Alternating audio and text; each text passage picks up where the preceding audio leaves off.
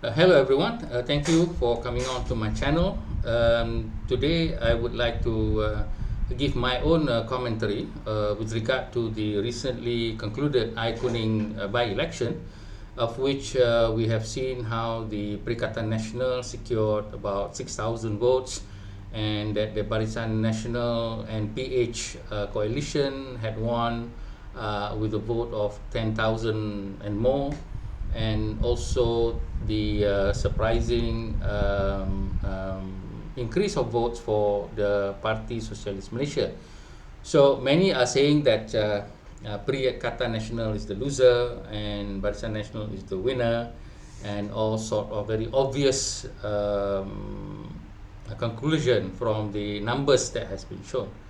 However, I would like to pose a different commentary, in that I think Perikatan National had won, as well as Barisan National also had won with PH, and that PSM also had won. So that means there are 3 wins in the Ayer Kuning election.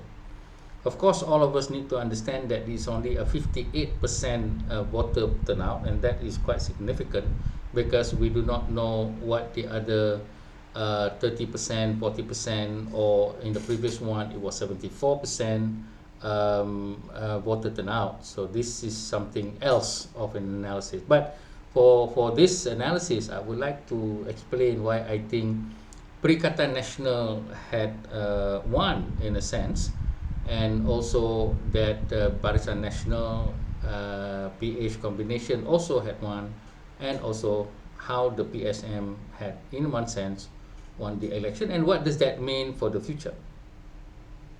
Now, first of all, let us look at the Perikatan National. The Perikatan National had won, to me, because they managed to retain their vote, which is about 6,000. Previously, it was about around 6,600 or something, and they had shown, to me, the strongest voter turnout with voters who are actually for them, and of course, more importantly, the voters in all probability would be Malays. Now, who in their right mind would vote for Perikatan National if you were not a Malay? That is another question. But the Perikatan National has always been banking on the idea of having a Malay vote, so that they can tell other parties like GPS or GRS or other parties that they can form Malaysia because they hold the Malay ground. And in any formula, those who hold the majority Malay ground can then form a coalition with others who are not a majority Malay, and therefore that would be the Barisan National formula, which was that UMNO had held the Malay ground, and then other parties held the non-Malay ground. So with the majority of Malays on the UMNO side, then Barisan National formula was very successful.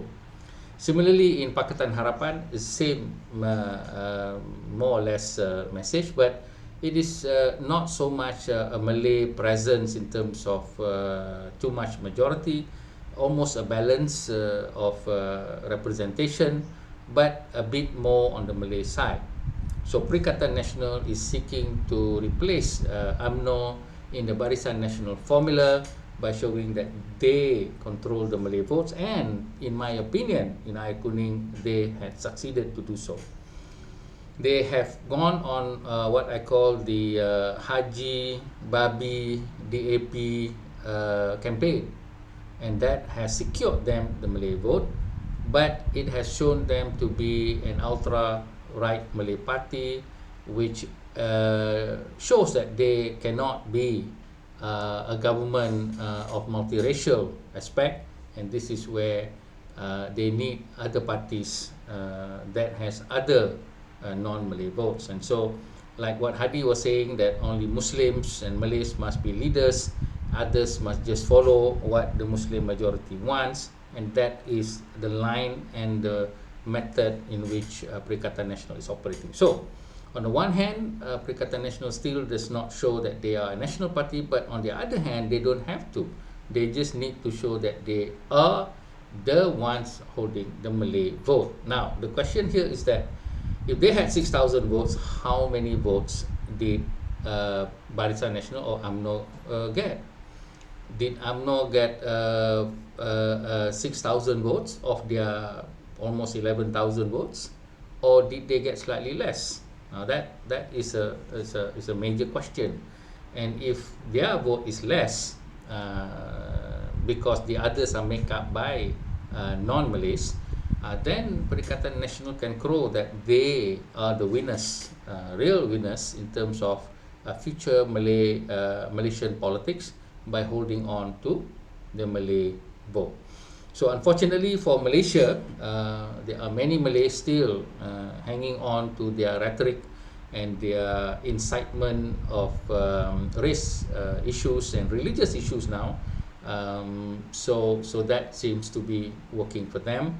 But we do not know what will happen in the urban areas. My suspicion is that it will be still the same, because Malays are basically the same now in terms of whether they are from the countryside or from the urban area. Even in the academy, we can listen to the comments on two academics in terms of the Sinchu issue.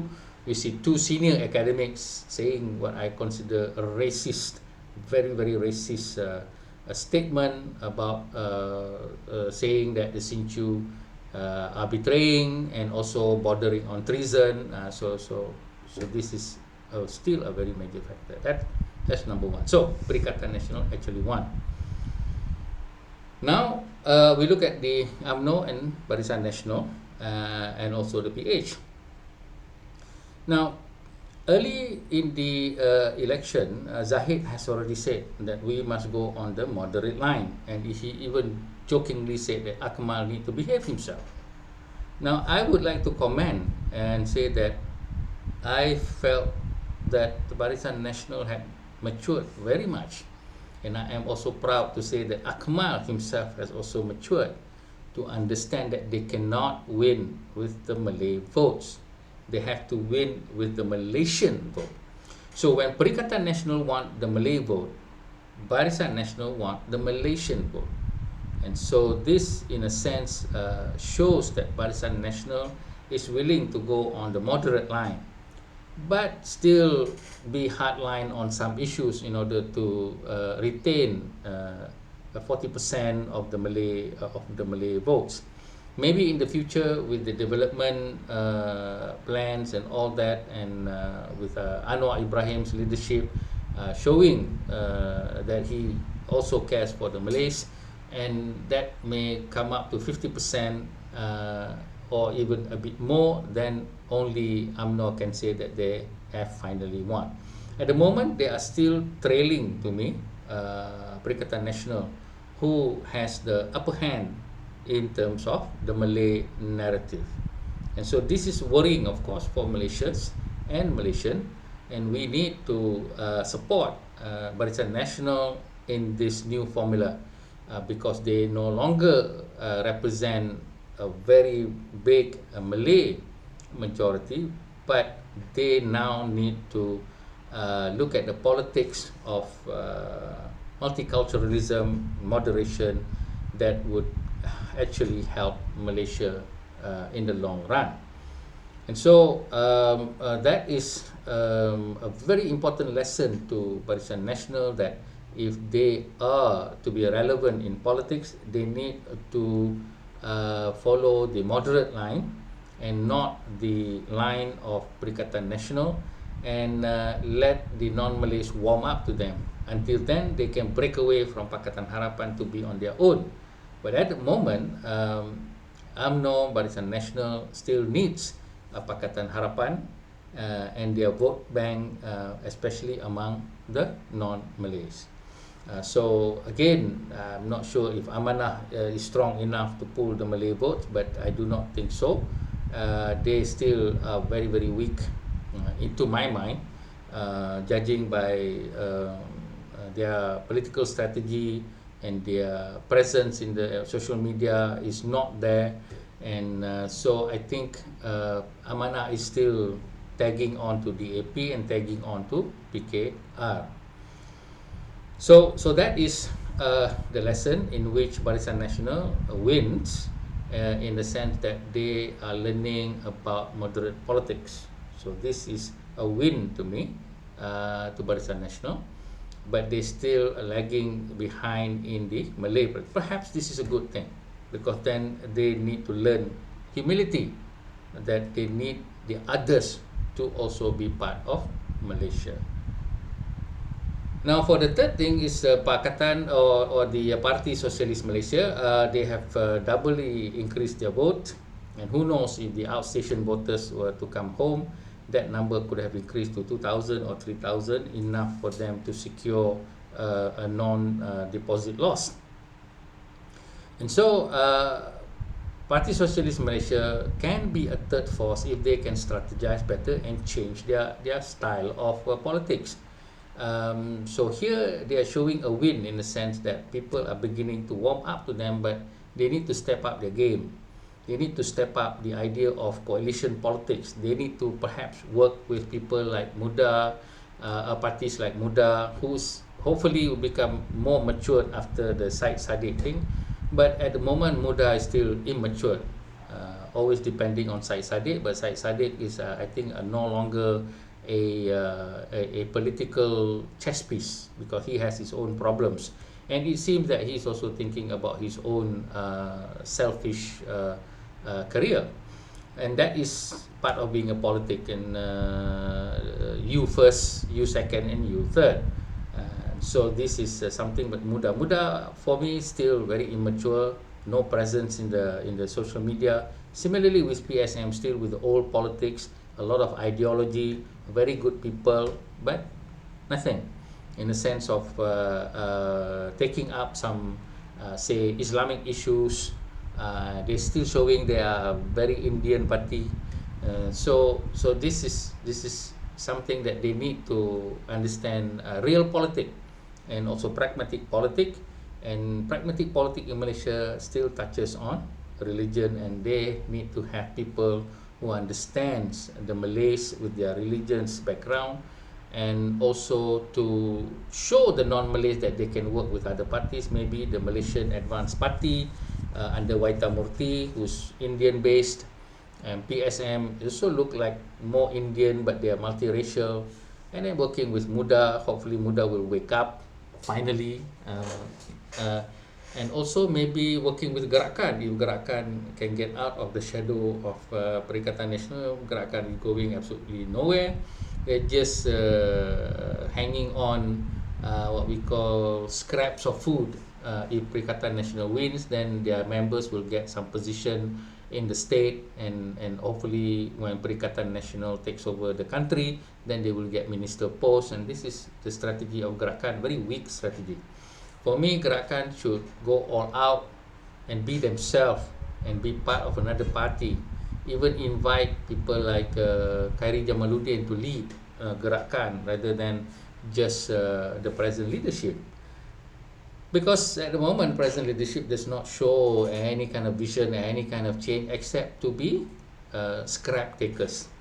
I'm sorry to be a bit rude here, but I think Gerakan has potential, but they need to get out of the shadow of Perikatan National and be on their own, join PSM, UDA, MAP and all that, and really sit down and put up a viable third force. And who knows, if they are strong enough, PH might wake up and respect, and they might form this, while Barisan National may want to form with Perikatan National. As I had predicted, that could also happen, because in politics anything can happen.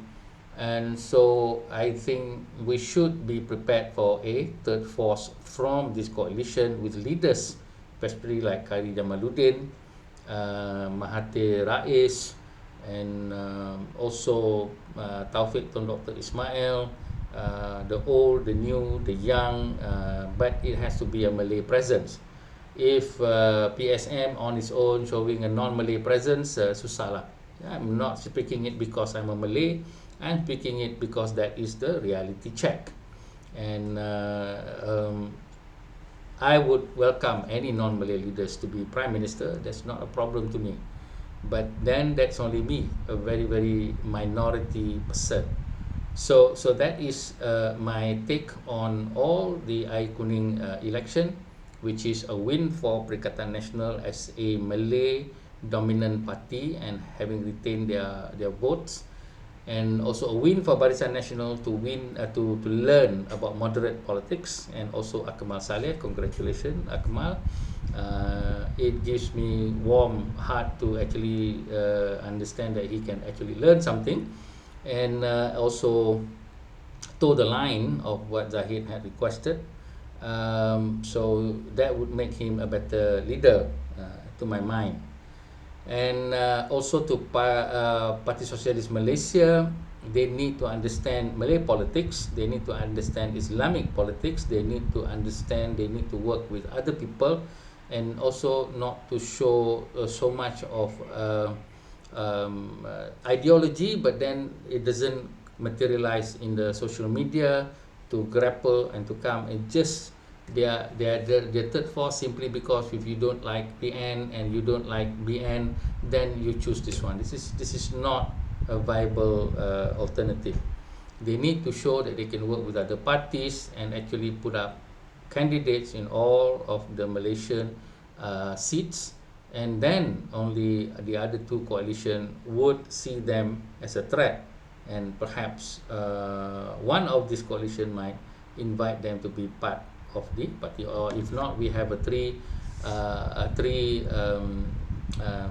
three-way election. That's fine. We are ready for that. And so I'm also proud to say that a lot of Malaysians, especially the non-Malays, I would like to commend them for taking a very pragmatic stand, even though the Sinchu issue, I think, hurts the most, because you can see that the Kementerian Pengajian Pendidikan Malaysia did the same blunder, but nothing, no arrest, no nothing so far. And maybe somebody may pay with holding their pay or pay rise and something like that. But this shows that this issue of flag is actually a race mindset issue, and it's not a national issue. A national something that is a patriotic issue. It's not patriotic, sorry. It is more race-based. And so the non-Malays had taken the position that they would need the Barisan National PH combination in order to survive ahead. But finally, my last thought is that if it was an 80% Malay area, then I would think the result would definitely favor Perikatan National. So Perikatan National is still a threat to Malaysian way of life. So we need all Malaysians to understand this political scenario in order for us to actually manage our country ourselves. Staying away from election is not managing, it's just giving up, and it's also helping the bad forces to come to life. With that, thank you very much.